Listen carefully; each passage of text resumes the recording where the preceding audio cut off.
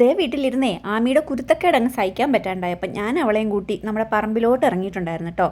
ഞങ്ങളുടെ ഈ പോക്ക് കാണുമ്പോഴേ നിങ്ങൾ കുറച്ച് പേർക്കെങ്കിലും മനസ്സിലാവും ഞങ്ങൾ എന്തെന്നാ ചെയ്യാൻ പോണേന്നേ. അങ്ങനെ നമ്മുടെ പറമ്പിലെ തെങ്ങിൻ്റെ ചോട്ടിൽ നിന്ന് കിളുത്ത് നിന്ന കുഞ്ഞു തൈകളൊക്കെ പറിക്കാനുള്ള ശ്രമത്തിലാണ് കേട്ടോ ഞങ്ങൾ. പണ്ടൊക്കെ ഇതൊന്നും പറിക്കാൻ ഇത്ര പാടില്ലായിരുന്നു. പക്ഷേ ഇത് ഞാനും ആമയും കൂടെ അച്ചാലം പിച്ചാലം വലിച്ചിട്ടും അത് പോരണുണ്ടായിരുന്നില്ല കേട്ടോ. പിന്നെ ആമി പറയുന്നുണ്ട് ശ്രീനേച്ചനെ വിളിക്കാമെന്നൊക്കെ. പക്ഷേ ഈ നിസ്സാര കാര്യത്തിന് ശ്രീനെയൊക്കെ വിളിക്കണമെന്ന് വെച്ചാൽ എൻ്റെ അഭിമാനം അങ്ങ് സമ്മതിക്കണില്ലായിരുന്നു കേട്ടോ. അങ്ങനെ ഞങ്ങൾ കുറേ നേരത്തെ ഞങ്ങളുടെ കഠിന പരിശ്രമത്തിനൊടുവിൽ 2 എണ്ണം ഞങ്ങൾ പറിച്ചെടുത്തു കേട്ടോ.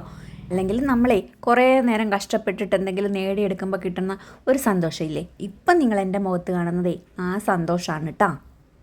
ഇപ്പം നിങ്ങൾക്ക് മനസ്സിലായോ ഞങ്ങൾ എന്തെന്നാ തപ്പിക്കൊണ്ടിരിക്കണേന്ന്?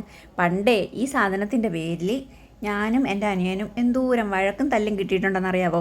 അച്ഛനെ നല്ല തെങ്ങിൻ്റെ വിത്തൊക്കെ കൊണ്ട് കിളുക്കാനായിട്ട് കുഴിച്ചു കേട്ടോ. കിളുത്ത് വരുമ്പോഴത്തേക്കും ഞാനും അവനും കൂടി നൈസായിട്ട് അങ്ങ് അടിച്ചു മാറ്റും. എന്നിട്ട് ഞങ്ങൾ പോയിരുന്നു വെട്ടി പൊങ്ങ് കഴിക്കും കേട്ടോ. എല്ലാം കഴിഞ്ഞ് വൈകുന്നേരമൊക്കെ ആകുമ്പം ഇത് കണ്ടുപിടിക്കുമല്ലോ. ആ സമയം വീട്ടിൽ ശരിക്കും പറഞ്ഞാലേ വിഷുവും ദീപാവലിയൊക്കെ ഒരുമിച്ച് ഞങ്ങളങ്ങ് ആഘോഷിക്കുവേ.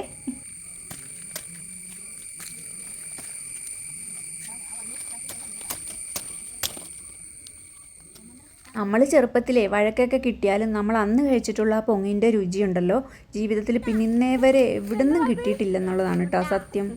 ഇഷ്ടപ്പെട്ടാ?